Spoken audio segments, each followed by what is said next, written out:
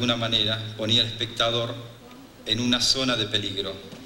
Lo que conocemos como una cámara Gesell es aquel dispositivo de vidrios espejados diseñados por Arnold Gesell para elaborar diagnósticos de desarrollo en los niños.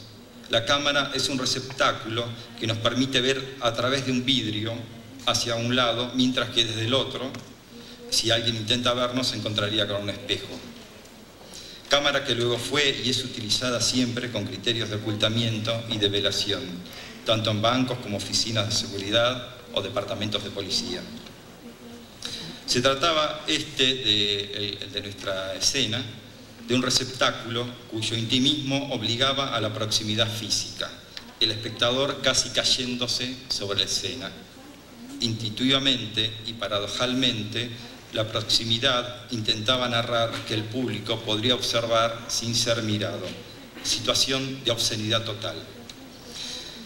Para que exista la mirada desconcertada del público, que vea saboteada su expectativa, considero que es necesario que la situación se vele como conocida, pero inmediatamente se devele ante sus ojos y resulte ofensiva a la vista.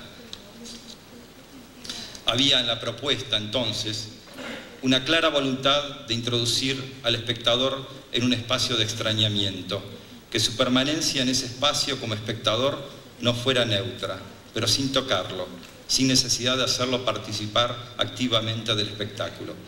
La expectación como un lugar de seguridad social efectivo, atravesado por el misterio de lo aún inexplorado. En todos nuestros espectáculos, el lugar del público tiene estas características. Siempre habrá un elemento que le estará marcando que está viendo un espectáculo de teatro. En El Hombre de Arena, por ejemplo, como la escena, como vieron ayer, estaba conformada por una gran caja de tierra que durante el espectáculo era removida y comenzaba a volar por la pequeña sala. A modo de asepsia, se entregaba con el programa de mano un barbijo para que se pudiera respirar bien y ver el espectáculo con tranquilidad. Una pequeña ironía sobre las aristas de la no comunicación por las que intenta transitar la mente humana frente a los crímenes que se hacen difíciles de digerir. Máquina Hamlet. Máquina Hamlet fue el siguiente espectáculo, era el año 1995, y a esa altura nos preguntábamos, ¿por qué la obsesión de hacer teatro con estos elementos? La respuesta era simple.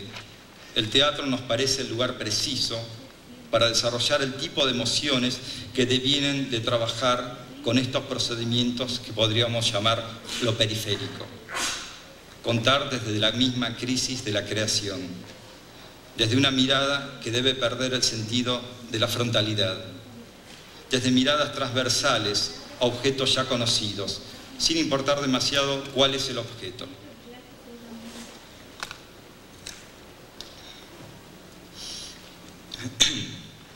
Una búsqueda desde un punto más extremo, desde donde transmitir un hecho simple, ya no como hecho simple, sino a varios niveles. Y que la visión desde ese punto abra áreas de sentimiento que proporcionen un sentido más profundo de la realidad cotidiana de esa imagen.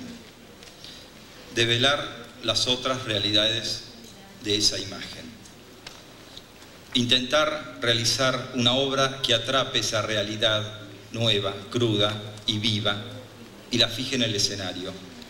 Entonces, ¿por qué no tomar un clásico y exponerlo a estas consignas de trabajo, sumando a nuestro favor el conocimiento que el espectador ya tiene sobre el clásico? Transgredir esa información y construir un clásico periférico. Para transgredir lo conocido, a esa altura intuíamos que se hacía necesario trabajar con leyes autónomas y periféricas. No alcanzaba solo con oponerse frontalmente a la ley conocida, en el sentido estricto del término. Eso no creaba nuevos espacios. De alguna forma, desatenderse de los territorios conocidos, ya que no es muy probable luchar contra la ley probada y poder vencerla.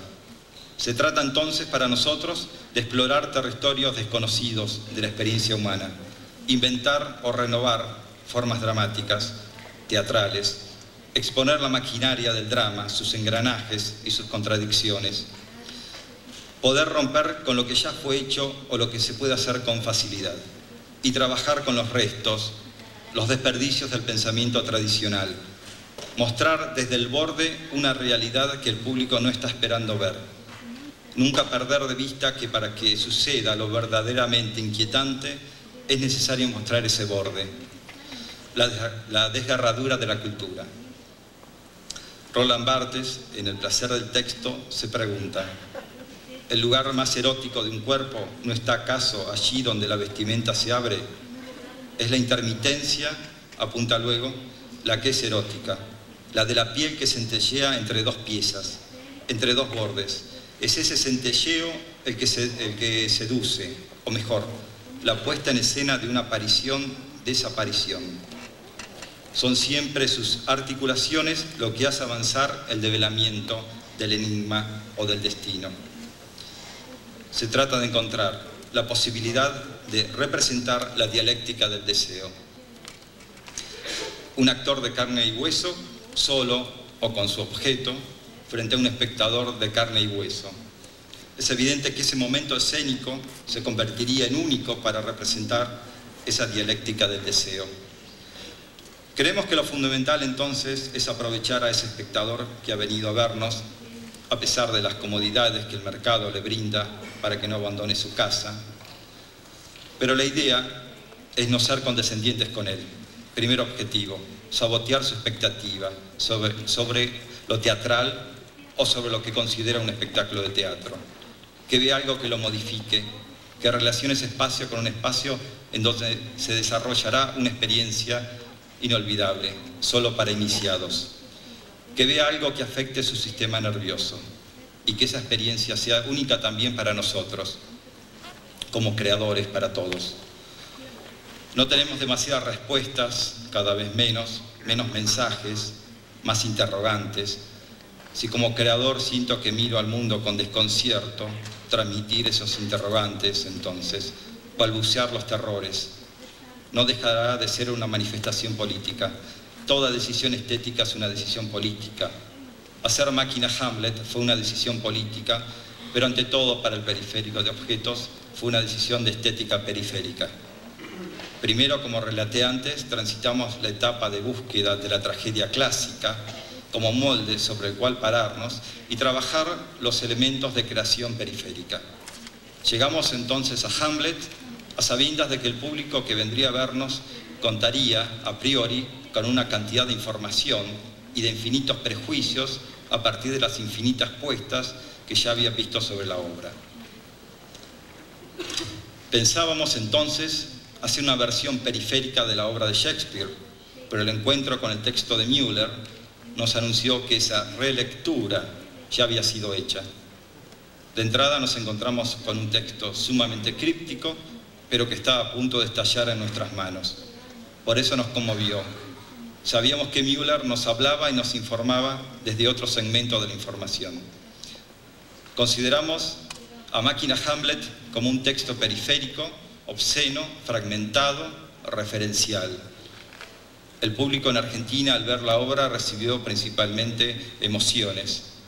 Veía la obra con su estómago, la escuchaba con su pecho, sabía de qué estábamos hablando, no entendía quizás su totalidad, pero sentía la obra. Días después comenzaba a digerir el relato. Estos son comentarios del público que escuchamos durante los 5 años de representación de la obra en Buenos Aires, con el programa de